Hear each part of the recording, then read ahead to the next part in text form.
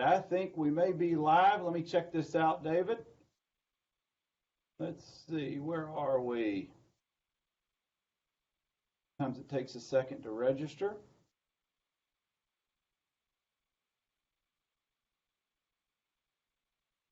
You know, it's a Sunday evening. There's nobody else in the building. Oh, we are live. All right. Good afternoon or good evening, guys. It's Bernard Nomberg with another episode of Nomberg Law Live. It's a special edition. I'm here with my buddy David Reyes from New York. David runs the SVA Baseball Card Collectors Facebook, Twitter, Instagram, podcast, you name it. He's got a dynasty going with his online presence. And David, good evening. Thank you for being with us for a few minutes. Thank you very much for having me, Bernard.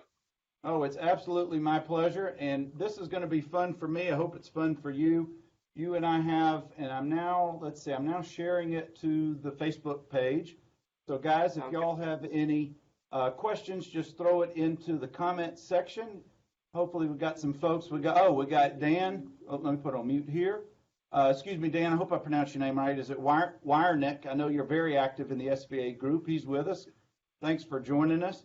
But what we're going to do is just talk about collecting. And David, you have done such a great job. I joined you in February. I think you're about 40, 50 people at least in the Facebook group. And I want to thank you because I've had so much fun getting back into the hobby that I've been away from for about 20 years. So thank you for that. My pleasure. It's been a lot of fun. It's been different than when I first started collecting. So it's crazy in the fact that of how much it's changed from mid-90s to now. It's stupid. It's stupid. That's the best way to get it. Just stupid because originally you have these thin, cards, and Upper Deck was the big deal when I was like getting out of it. And I remember paying $1 or $2 for a pack. I'm going, that's crazy. Why would anyone pay that much for a pack? And it's like just laughable now. It's crazy. It's just insane. Well, let's back up just a little bit, David. You've got all of this going on social media. Tell us, I know you've told us a little bit over your podcast. Tell us a little bit about how'd you get into collecting ball cards? We know that the Yankees are your team, and I want to say maybe Mattingly's your guy, but tell us a little bit more about you and your background getting into the hobby. Well, I'm always trying to hustle, so I'm always trying to make an extra buck. So originally I've been selling electronics on eBay. I would go to thrift stores and I would do all that type of stuff. And I saw Gary Vaynerchuk. I follow him a lot, and he's on Twitter. And this was last year around September, I would say. So he wasn't really full into baseball cards and selling baseball cards and thinking this is gonna be the next big thing. And I saw a comment, and Chris Ingram, he's actually in the Facebook group. He said, "Yeah, you definitely can make money flipping cards." And I said, I always had a hard time. I don't see that as a viable option. But I would love to get back into it. So he direct messaged me and writes a novel. I mean, a novel where it took me like 10 minutes. Just breaking everything down about how, cards have changed. And once I started reading that, I just got right back. It was like I was like a kid again. So I stopped collecting back mid-90s. I stopped collecting. And Derek Jeter was big. That's when Derek Jeter came out, that's like when I stopped. I don't know why. I got Brian Taylor. That's who I got. I was so smart. I said, instead of getting Derek Jeter, Taylor, he's gonna be the next big thing. He was the Yankee #1 draft pick before Derek Jeter, and I think he hurt his arm. He got into a barroom brawl and punched a guy, and his arm was toast. So I got a bunch of his cards. So long story short, he sent me a bunch more DMs. He was like my pen pal back and forth, and I just got back into it and just trying to figure out and follow what's going on. It was really difficult. Like, there was no one place. I mean, there was people that were asking questions, but there was never just like one place to go for somebody new in the hobby who is my age, just trying to figure stuff out. And a lot of the Facebook groups were younger kids. They had some older guys into it, but younger kids. And if you ask questions, they would jump on you, and you just were like, all right, well, I'm just going to try to figure it out on my own. So after a couple of months of me watching YouTube, going crazy, reading stuff, asking my friend Chris a ton of questions, and following Gary V, Vaynerchuk, and, document your stuff. So I said, you know what?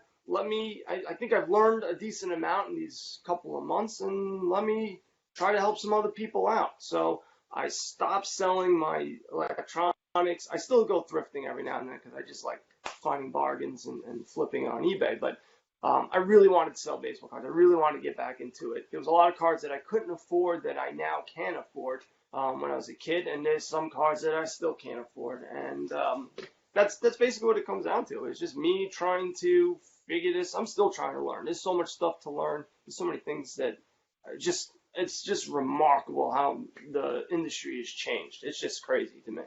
Well, that's just when I started to get back into this after almost 20 years away from it. And in November, December, I started following and watching online. I got into a couple of the other Facebook groups, then found yours around February. But you're absolutely right. When somebody would ask a very basic question in some of those other Facebook groups, some of the peanut gallery out there would just attack whoever would ask basic questions. And you have cultivated, and this is what I applaud on your efforts, and that's why I really like your Facebook group, basic questions such as, what's the difference between a raw card and a graded card? And you so beautifully tell us the difference.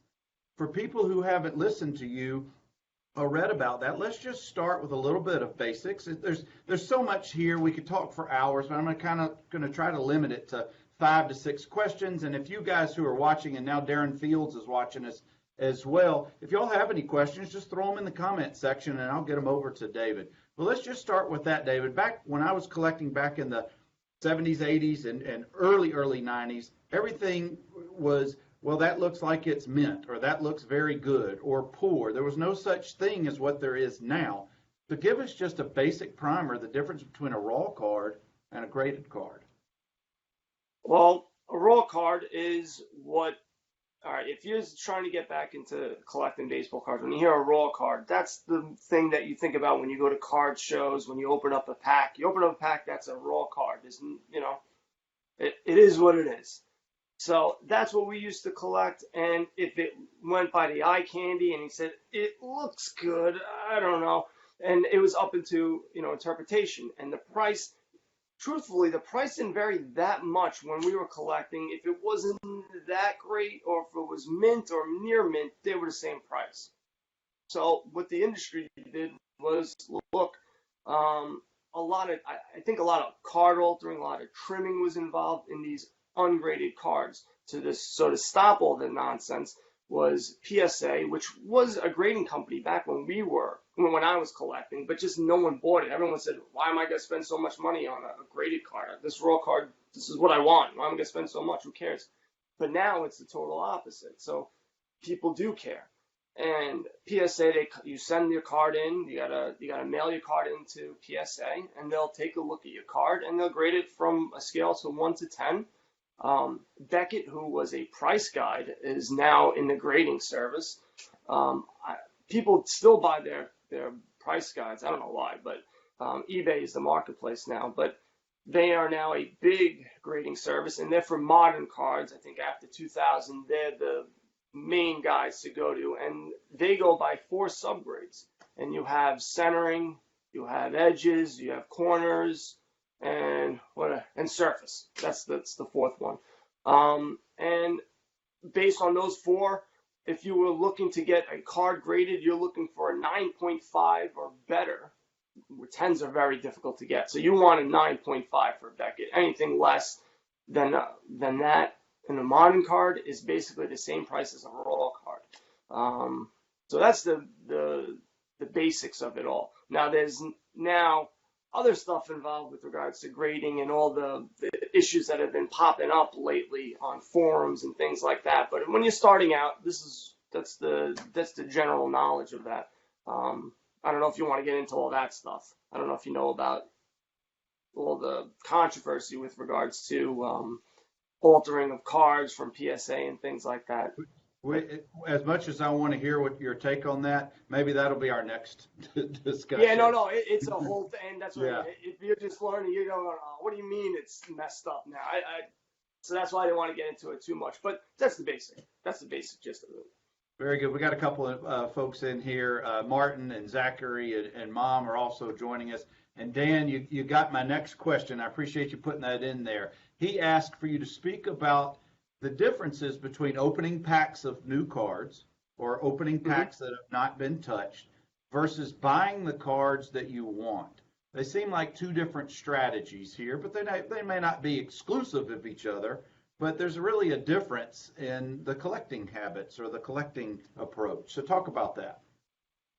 If you're collecting for your PC, your personal, what you're going to keep, then opening packs is fine and dandy. You can open packs and, for the love of collecting and the love of baseball cards. And I think there is that I always will do that. I'll always buy, boxes of cards to open up because it's just fun. It's just fun to do. Even though you might have some family members who go, what are you playing with cards? What are you 8 years old? And cut that nonsense. You sound silly, but it's the truth. I think that is just part of the hobby is doing that. But if you're looking for flipping, making money, and investments, you want to take all the risk out. I try to think about it like stocks and investments in, like, if you're investing money in other things, you want the least amount of risk as possible where you can make the most amount of money. So you're taking a chance on buying a box and you might get something good, you might get something crappy. I've opened up a box of Bauman Chrome where you get 3 autos in it, nothing else, and they're all 3 autos were terrible. So I spent $130 and I got nothing. Whereas if I have a feeling or I have a good idea or I think this guy is going to be worth money later on, I'm just going to buy that one card. So I'll spend the $75 or $100 and get the card that I want, that I think is going to be an investment. You may spend less money buying a box and luck out in getting a card that you really want, but Vegas is rich. That's right. Those buildings are big for a reason. So it's a gamble. It's always a gamble. And again, if you set aside money for investment, use it as investment. Think about, do your research and spend your money wisely. But if you have play money and you just want to open up boxes, there's nothing wrong with that. I mean, that's what the hobby's built on. So that's the thrill of the hunt. If you're looking for what you don't know what you're going to get, but you hit on something, David, that it's an approach to anything in any hobby where you're collecting. Are you collecting for the thrill of the collection and building because you want to have, for example, every Topps card from a certain set every year, or maybe you're just collecting your guy, your favorite player or two, or this could be you're doing this as an investment, you're creating your portfolio, if you will, or you could do both. It just depends, I guess, how much money you have, what your desires are, but you could be overwhelmed very quickly, can't you? Because there's a lot of cards being made these days. Oh, it's ridiculous. I think there's too many. I know people on message board, on like other Facebook groups, they go, oh, there's some that say there's not enough. They say there's way too many. I think there's a little too many because it seems like every single month there's another box that's coming out. And there's some people who collect baseball cards go, oh, that's great. I love it. I get to buy more stuff and it's all different. But I just feel like it's just too much and not enough people. There's not enough people to collect. Maybe that'll make it grow. I might be talking myself out of it. And that might be, more people will come in as it is already. More people my age are coming into it, and they're going to get their kids into it who are not. They might not even be into baseball, but they'll be into collecting baseball cards. I think that's what it's going to be. And I think it's going to go through other sports as well, basketball and football as well. But I tend to stick with baseball. David, when did the grading of cards come about? When did that start, if you know? I don't know when it started, like way back when. I know it was around when I was collecting in the mid-'90s. I definitely remember it being there, and I remember it would go, well, why would anyone spend so much more money on a card. It's the same thing as the graded. Not knowing as a kid, these cards were probably being trimmed. They're probably, they're altering the cards to make them look nicer. I wouldn't be able to tell as a kid. I just look at a card and said, this looks sharp. This looks great. It could have been 4 inches smaller. I have no idea. It didn't matter to me. And now it does matter because there's money to be made. So there's always money to be made back then, but not like it is today. When I was a kid, really Topps ruled. That was all through the 60s and 70s, but then comes 1981, and you've got Fleer and Donruss put out these really crappy set of cards, and then for about 5 or 6 years, it leads us into, and I don't know when it really starts, the junk card era. Talk to us about what is the junk card era and why is it defined as such? I don't know the specific which year, like is it 80, 81, or 82.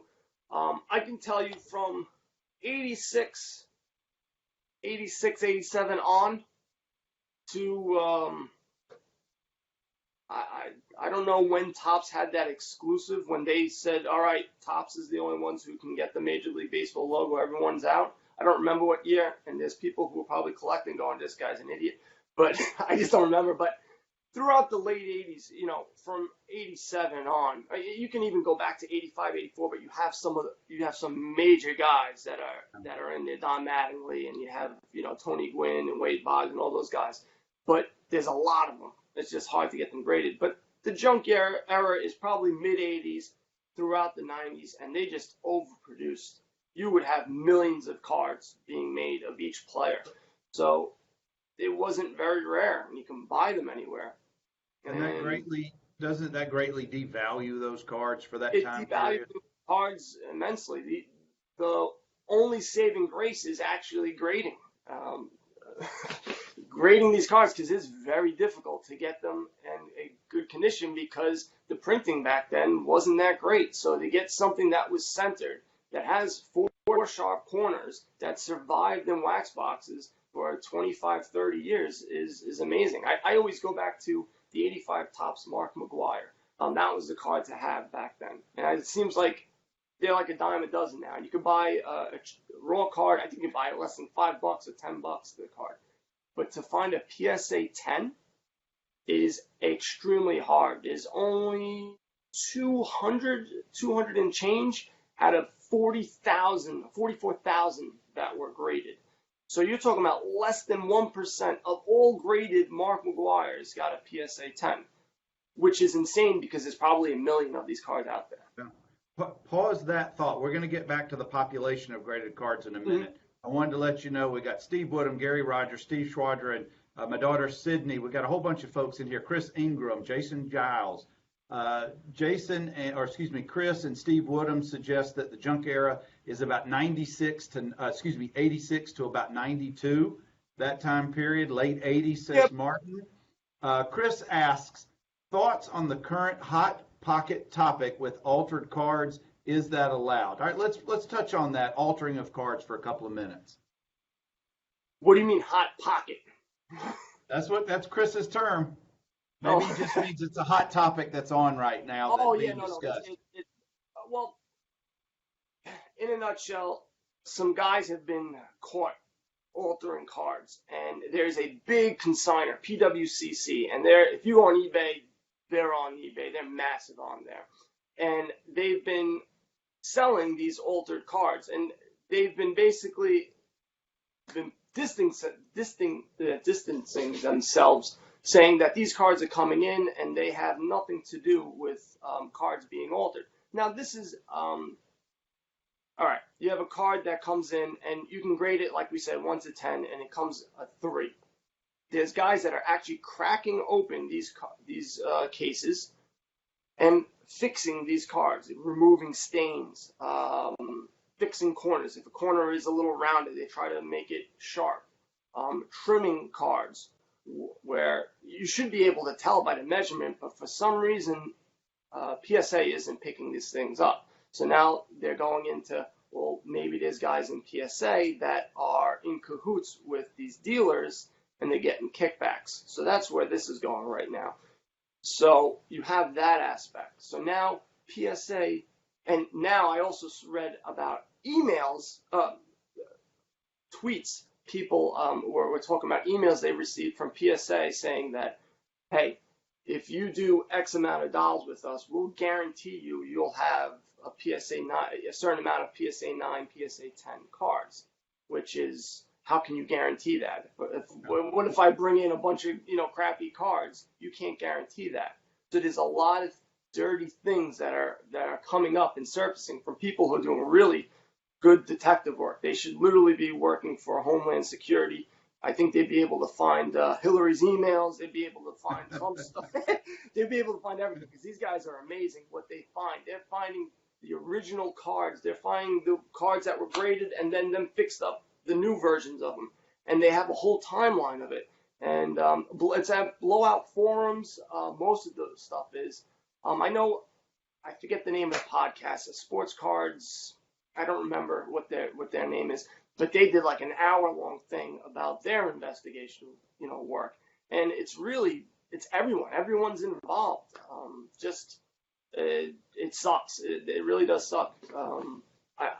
I don't know every minute detail, but you go up to Blowout Forums, you'll find it, and if you just do a search on Google, you find it. It's everywhere now. Well, and it's not good. Well, that was going to lead me to the next topic. Somebody who's either full go into the hobby and they have been for a while, or you're just getting into it. How do you figure out who can be trusted, online? Everybody can put up whatever they want to show you, but how do you know if, for example, you go through an eBay sale and you purchase something through eBay, how do you know you're going to get the exact item that's being advertised? It seems like there's a lot of room for some real shadiness in there. There's always room for shadiness in everything that you're going to make money in. And that's why reputation is important. That's what I'm doing this Facebook group and everything like that. I'm trying to build a brand, just like everyone else is trying to build their own brand and reputation.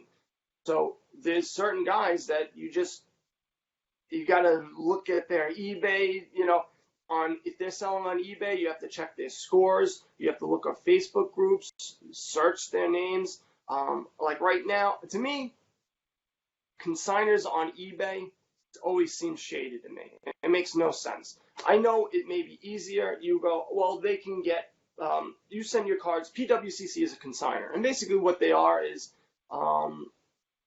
you go and send your card over to PWCC, and they'll take the pictures of it, they'll promote it, and they'll try to get you top dollar for your card on eBay.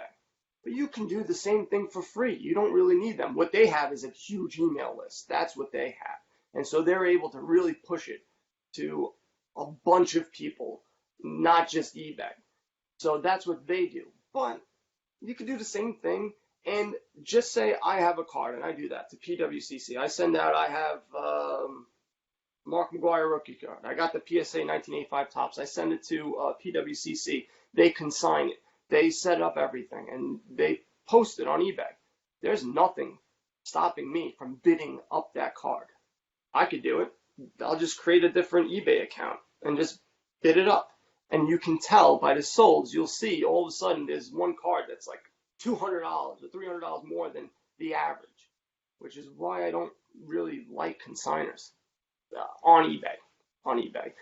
I like auction houses because they have their own spot. You go and I like serious sports card auctions. You go there. You're not dealing with eBay. You're not dealing with shill bidding. It's just that card, and people are bidding and try to win it, and that's it. Would you suggest, and I appreciate you sharing that, if you're getting into this and you're not used to bidding on cards or selling or buying cards through eBay, or you're not used to being in a Facebook group of ball card collectors where it's commented, as much as the average person may want to jump in and just go for it, would it be better to just observe for a little while, see what's going on, see how the buying and selling goes, see the commentary, as opposed to just jumping in? Or does that really make a difference? It does make a difference. Me, on what I do, I jump into everything. So I start buying cards stupidly and I make mistakes. And that's something why I started this whole thing, because I don't want people to make the same mistakes that I do. You should just sit back and see how cards are going, what prices they're going for. What you may be think that you're interested in one thing and you're not in another. You just go, you know what, I don't like it. I want to stick to vintage cards because that's what I know or that's what I want to learn. And if you jump in, you're going to be all over the place. You're going to be like, oh, I want to pick up a Bauman, card. I want to get a Topps card. I want to get this. I want to get that. You're going to be all over the place, and you're not going to really know what you want. You should just take a step back, look exactly what you're saying. What I do is I watch a ton of YouTube. Watch a lot of YouTube. Ask a bunch of questions. Even people will make fun of you. Just ask them. So what? You get made fun of. Just move on. Go on Instagram, Twitter, comment, ask questions. The more you engage in the community, the more you're going to get out of it. And then you'll sort of get an idea of where to go. Maybe all you want to do is collect prospects because you think you love the thrill of finding someone before anyone else, knows about them. Or maybe you don't want to go through all that and you just want to buy, I want to buy Mike Trout cards. I want to buy, maybe Thurman Munson cards because you're a big Yankee fan and you liked them back in the 70s. And so you just learn everything about, whatever you learn what you want to engross yourself. That's basically what it comes down to. Just learn everything. What you're saying is do your research and have a plan. Yeah. Yeah. I want to, guys, if you're just joining us live or if you're catching us later on in a replay, I'm with David with SVA Baseball Card Collectors. He's on just about every social media platform. David, I've put in the comments section a link to your Facebook group. If you would, and we'll do this again later on, but how can folks get in touch with you on your different platforms? SVA Baseball Card Collectors is on Facebook. That's the main place that I have everyone going to. The website, SVA Card Collectors, that's going to be me just spewing stuff and throwing stuff out there. I'm trying to get a good, I have a link where you go start here. So if you're just getting started in collecting and like me, if you're coming from, you used to collect and now you're coming back, I have a start here. Yeah, click that button and I'll give you 3 podcasts. And from there, you have a good idea of how to get going and collecting and, doing whatever you want to do. Resources page, stuff that I bought, like supplies that I bought that you should have for collecting, websites that you should go to, things that you should sign up for. Just general knowledge stuff that if you're in the game, you already know. But if you're just starting out, you would have no clue. Like, you would have no idea. So those are the 2 main areas that I'm in. Instagram, I sort of use that for buying and selling cards as well as engaging in the group. And Twitter, I'm just there because I'm there. Because it seems like I want to be everywhere. But Twitter it's more of a community where Instagram is more buying and selling. Twitter is more of a community and a little bit more talkative and learning. So that's what I've noticed. Well, I can tell you, and again, I applaud your efforts. The Facebook group that you're growing in the community, it's not one that you're really going to have people jumping on you for making dumb questions or not dumb questions, but basic questions and comments. It's one to learn, and there's so much activity going on there. I know most folks are probably tired of my hashtag Go Braves, but I'm sorry, I'm going to have to keep posting that at the end of each of my posts. But talk to us a little bit about what is your goal for that Facebook page? What's going on there, and what's your goal for it? Obviously, it's to grow and get bigger. That's what everybody wants. But it really is to be the most not the most positive baseball card group that you could possibly be. Just because there's so much crap and negativity and people yelling and arguing, and I think throughout the internet, not just baseball card groups. So I just wanted to be a place where you just go, I just want an answer. I don't want to be bothered. I don't want people, being sarcastic and yelling at me, or I should know this, or I should know that. I just want to get an answer. And that's really what I want to come down to, is a place where people can go ask their questions. It may be a dumb question. It doesn't matter. Ask the dumb question. We'll be there to answer it. And just to make the grow. I want it to a point where I don't have to answer questions anymore. That people in the group will know the answers, the older guys, and they'll be able to answer it and just grow from there. That's basically what it comes down to. Just a community where if there's cards that people want that they could trade, it's not going to be focused on selling baseball cards. It's going to be more like collecting. Whatever your goal is, you'll be able to achieve it there. Basically, if you want to invest, maybe you can make connections there, and they'll be able to steer you in the right direction of what you want to do. That's basically what it comes down to. One of the fun things that I like to see in there, whether it's you or one of the other members, is maybe they've gone on Facebook Marketplace and they found a great deal, or they've gone to a garage sale and a great deal, and they share what they've come back, their loot, if you will. And yeah. I think that's a lot of fun to see those kind of things. Well, you had a bang up one. You definitely did well on your was it mostly 60s and 70s? Did you have any 50s? Yeah, a little bit of 50s, but maybe mostly 60s and tons of 70s. And I'm still going through it. I just hadn't had time to finish going through. There's hockey and football in there too.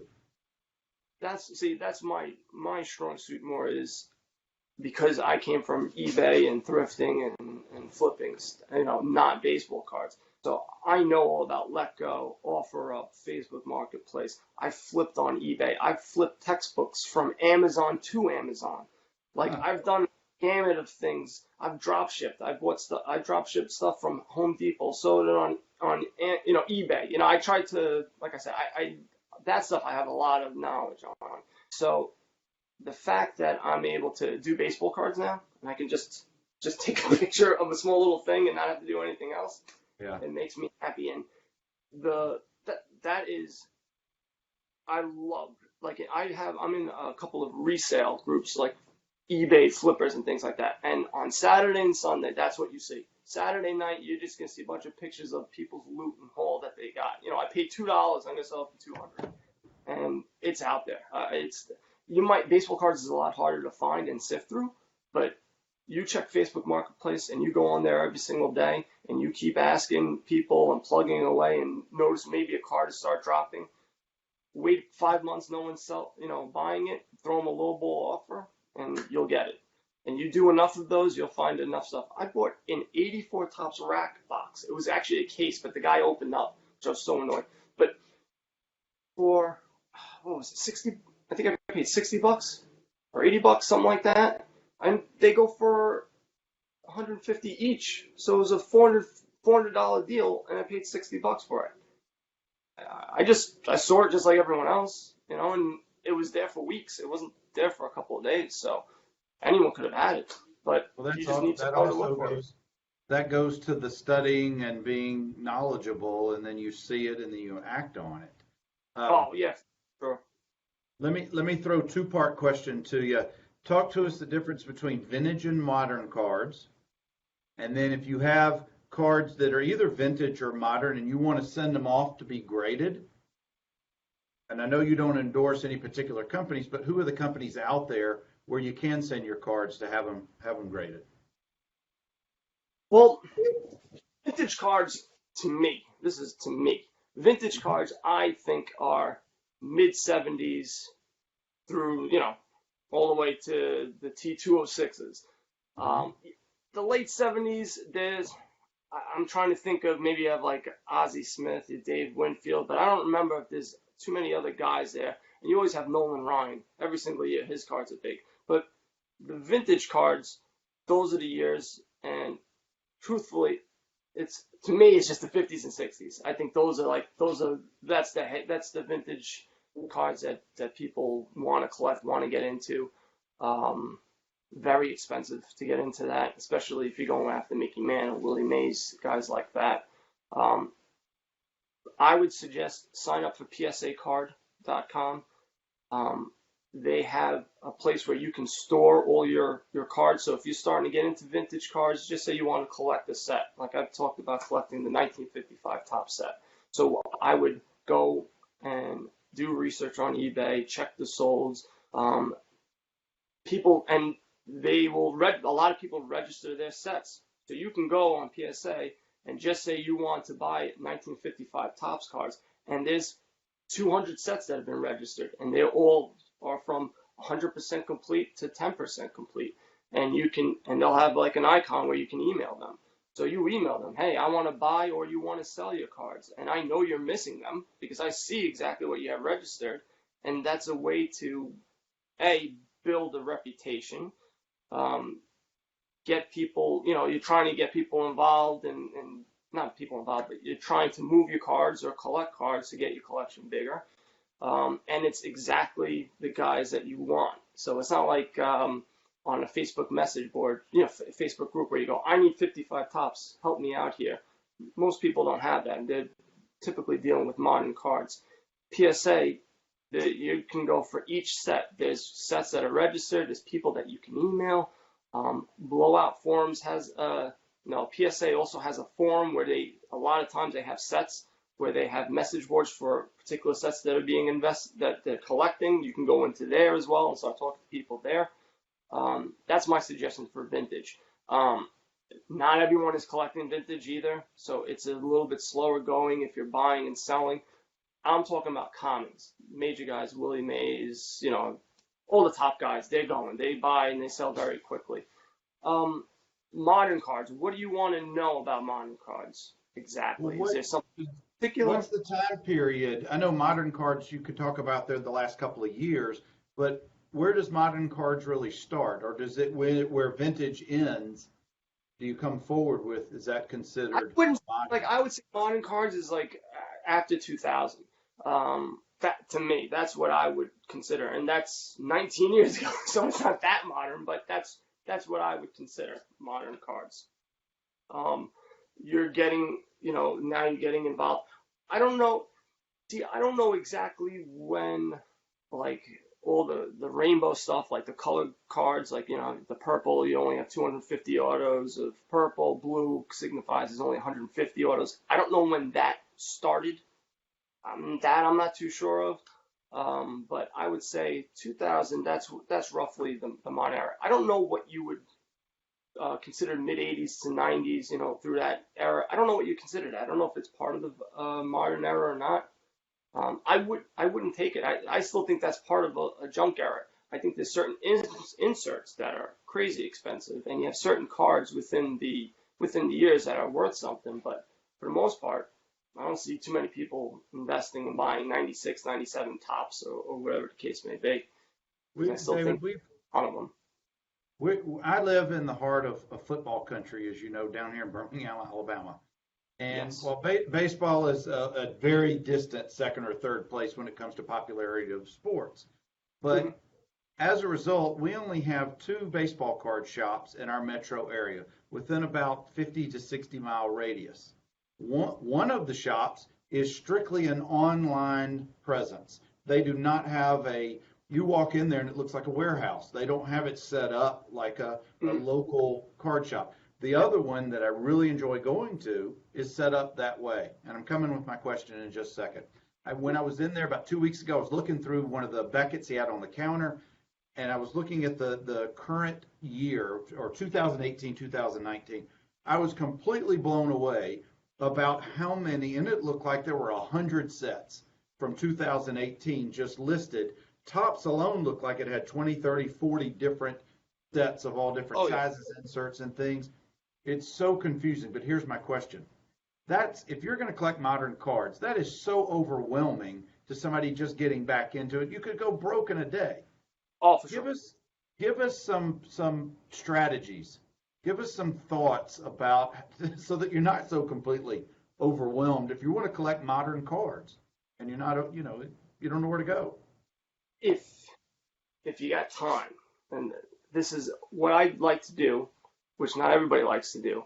When I first got into collecting, I couldn't believe they had people videotaping themselves opening up cards and flipping through them.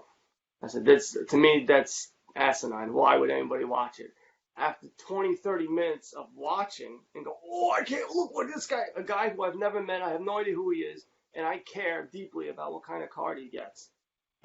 It's just stupid, but it's the truth. So what I would suggest that you do is pretty much all the cards you have the same sets year in and year out now. So if you're interested, you can go to 2018 they look similar. They may be a little bit different, but they look similar. And you can go through and you just watch videos of people opening up cards. And you'll see actually what type of cards there are. You'll see how many autographs you get per box. You need to also go to cardboardconnection.com. They literally will have a set release, and they'll tell you every single card, sports cards, baseball, football, hockey. I think even do Pokemon, Star Wars. Star Wars is huge. I can't believe how crazy people get the Star Wars cards. But they have it by month, by day when everything's being released. And they'll come out with checklists, and they'll show you a picture of a card. So that will help you as well. But I like seeing people opening cards. Like they have 2019, you have Top Series 1, Bauman. I don't even remember. I actually did a podcast where I rattled off all the different types of cards, sets that were made. And that's one of the things, if you go to the Start Here button in my website, it's the third one down or second one down where I just basically rattled off all the cards sets. And I missed, I think, 3 of them. And it was a 12-minute podcast of me just naming them. I wasn't even going into too much detail about it. And it's a massive amount. But I would suggest go on YouTube, go to Cardboard Connection, look at the cards. So you see, a lot of people, when they're collecting, they like the way it looks. That's really what they're going for. It's not really for the flipping or investment value. If you're doing flipping investment value, that's a totally different thing. And really, investment purposes, you're talking about just Bauman Chrome, first Baumans of players. That's where you're going. So you're going to go after the Bauman draft, which comes out in November or December. And it's going to be a bunch of guys you never heard of, you never seen, that were just drafted. And people spend insane amounts of money buying these cards. And people spend thousands of dollars on a guy who played maybe a couple of weeks in minor league ball. But that's the investment. That's where you get the prospects, and that's the flipping aspect is geared towards that. There's other sets as well, but that's the one. That's where you're heading for that stuff. So the guys who are drafted this past week, who are in college and high school, could be on cards this fall, and those are the cards that you're referring to. Yes, they will be in 2019 Bauman draft. And typically you'll get a box, you'll spend $150, and you get 3 autos, and away you go. And by the time you go, you should pre-order it on eBay, because by the time the first week comes around, those things are 160, 170. They're already starting to go up, and then they just stay there at that price, which is insane. That's crazy. You're putting some of your investment in the hands of kids who are 17, 18 years of age, maybe 22. My guy, J.J. Blade from Vanderbilt, got drafted 4th this past week. He has the pleasure of being in the Marlins organization just in time to be traded to a contender and then later be MVP. So I'm going to go after J.J. Blade's cards. Sounds good. Got a comment. And, guys, we're getting close to the end. And, David, I really appreciate your time and your wisdom and your expertise here. Dan says, my all-time guy is Carl Yastrzemski. By the way, his grandson is right now playing for the San Francisco Giants, also a Vandy boy. I am in the process of purchasing 1 card from every year that Yaz played. Should I be concerned about grades on the oldest ones? Yes. Yes, but there's a caveat. When you go to psacard.com, you sign up, or you can just go to the website and you'll see there is a pop report. And that will tell you how many PSA 6, 7, 8s, and 9s. And I like to see the percentage. So, for example, you should see a huge jump from a PSA 7 to a PSA 8 because they're much rarer in vintage cards. And you can see the price difference. For example, a 1971 Thurman Munson, it's that black border one. I bought one.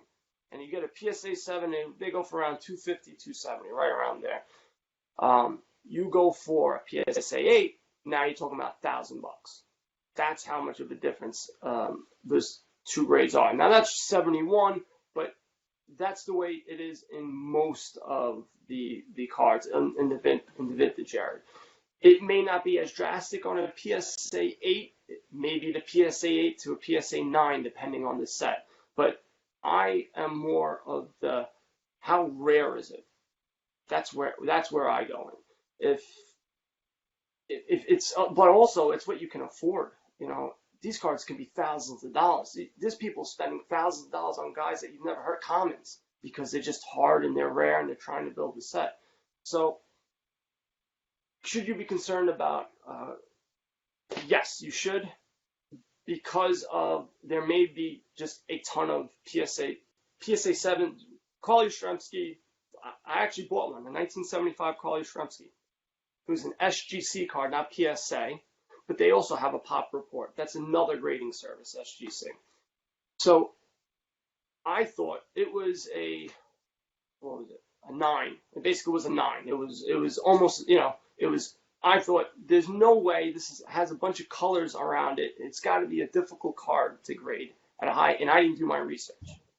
Lo and behold, I looked, there's a ton of them out there. I look at PSA 9s, there's a ton of PSA 9s, so the value wasn't that high. And so I got tricked because I didn't do my research. It's still a good card. It still will move up, but the PSA 10 is the one that's the rare one. That's the one that everyone's going to want. That's the one that's really going to jump in value.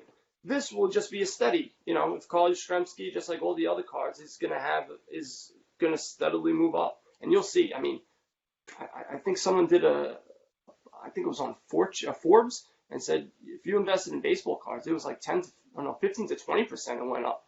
You're talking about high-end top cards that people follow. It's crazy. Actually, I wrote an article on the website about the 1985 tops, and trying to figure out which one to buy was a pain in the ass. I couldn't figure out, hey, which is the one? What's the definitive card that you should get? If you bought all of them, you weren't losing money, and your rate of return was like 30% in over a 10-year period. I think anyone would do that. If you can spend $50,000 on all those cards, and you're going to tell me you're going to get 30% rate of return in 10 years, I think anyone's going to sign up for that. So I'm all for buying grade. I'm also, just check the pop port. And also, I would suggest buying a portfolio of cards, not just one single card, if you can afford it. That's my. And guys, we're getting close to the end of our discussion tonight, talking with David with SVA baseball card collectors. I put the link to his Facebook group on our comments. I also put the link to Cardboard Collection. David, 2 last questions, and again, thank you for your time. Let's talk about autos. And before we get to that, we all saw the video from several months ago of, I think it was Vlad Guerrero Jr., Mm-hmm. signing and chunking, and throwing them into a big box. And that upset a lot of people. It really did. Talk about autos. They're very, very hot at times. Why are they important? What should you look for? How do you not get fooled into paying a lot of money for people you may not have ever even heard of? That is a loaded question. Yeah. Because why are autos important? That I don't know. To me, I think it is because as someone who's coming back into the hobby, getting an autograph was unheard of. Back in the 90s, no one got an autograph when you opened up a pack of cards. So when you're starting to get back into it, you think, this has got to be a fortune to this guy. You're not thinking that autographs are everywhere now. They're pretty common now. I'm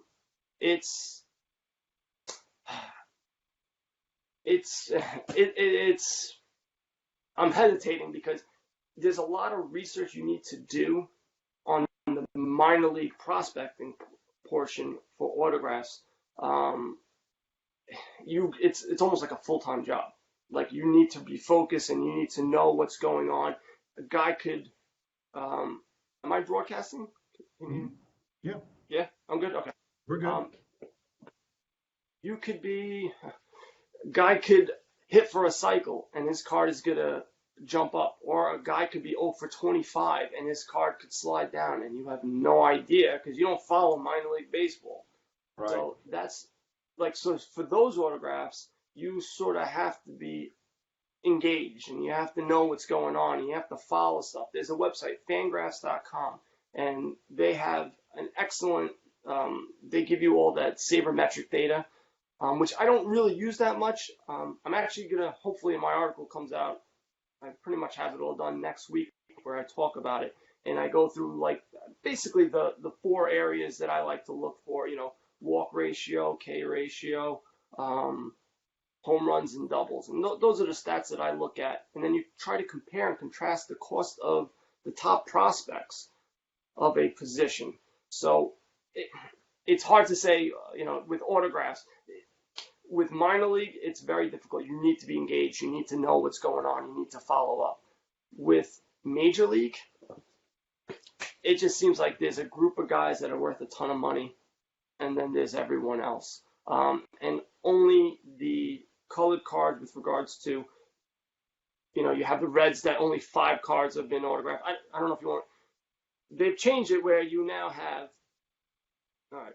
you have autograph base cards, and then you have cards, refractors $4.99, then you have 250, which are purple, 150 that are blue cards, green 99, and then you have the sparkle and black, which is usually 75 or 99. They change, and then gold is 50, orange is 25, red is 5, and then you have 1 of 1. Now all those numbers signify the amount of cards they made and that they autographed. So the further down the line you go, the more expensive that they get. So 5s are always extremely expensive. 1 of 1 is super expensive. Even of a guy that you never heard of, they're pretty expensive because there's only 1 card ever made of them. So those cards are worth money. But if you just get a base auto of Alex Bregman, you go, my God, this is going to be worth a ton of money, and it's just not. It's not there because there's there's autographs everywhere, and there's no scarcity, and that's what you need. You need scarcity and people wanting it for the price to go up. Well, it's one of those topics that we could have talked an entire hour just about that one specific issue, but I wanted to give a broad stroke of the hobby and where it's been and kind of where it's going from your perspective. And David, we're at the end of our discussion, and I could talk to you for an hour more, but we all have things we got to do tomorrow and need some sleep. But I want to leave you with this. I want to ask you, how can folks, again, I know we mentioned it earlier, but if folks want to get involved in your Facebook group or follow your podcast, which is so successful, how do folks get back in touch with you or stay in touch? Well, you have SVA Baseball Card Collectors. You go on Google. You can Google that. I'm on iTunes. I'm on Anchor. That's what I use, but I'm on iTunes. I think most people listen to me through iTunes from what I gather. And then from there, I also do YouTube videos, not too often. I should be doing more, where I'll get my PSA gradings and I'll open it up and I curse most of the time at how poorly my cards are graded. But really the Facebook group is where people can get me. It's SVA Baseball Card Collectors is the Facebook group. And I'm going to be pushing the website more because that's where I want people to go, because a lot of times people do like to listen, but like I am a visual person. I can hear it and I listen to it, but like I do better with YouTube. If I see someone do something, or it's hard to talk about a baseball card and how it looks. It's just, you can't describe, you can describe it only so much. You want to see what you're talking about. So that's why I think the website is important. People like to read. So I try to make short, I'm going to try to make short articles on stuff that's real quick, stuff that you want to, quick information that you can learn right away. Thing I see it going is people starting to have courses and pay to learn about baseball cards, which is nonsense to me. You can do everything for free, and it's just building community and being engaged. So you can do that for free. Well, David, thank you. You've done a great job of this was exactly the type of conversation I was hoping for, and I hope it was okay for you. You also do a great job on social media branding, and I can't let you get out of here without you giving us your tagline before we close for the night. Buy some cards and go broke, people. You guys hear it every day on this podcast. David, thank you again, and this will conclude our discussion for this evening. And guys, as we always do, Nomberg Law Live. I usually come to you every Tuesday at 10 a.m. Central, 8 a.m. Pacific. This was a great time. At least it was a convenient time, hopefully, for David and me to get together to talk about this. I'll put this is also going to be on the Facebook page, and we're going to, I'll have a YouTube link that y'all send to you as well. David, any closing words after? Go ahead. No, I really don't. Just enjoy collecting, have fun, buy cards, go broke like I'm doing right now. Take care. Good night.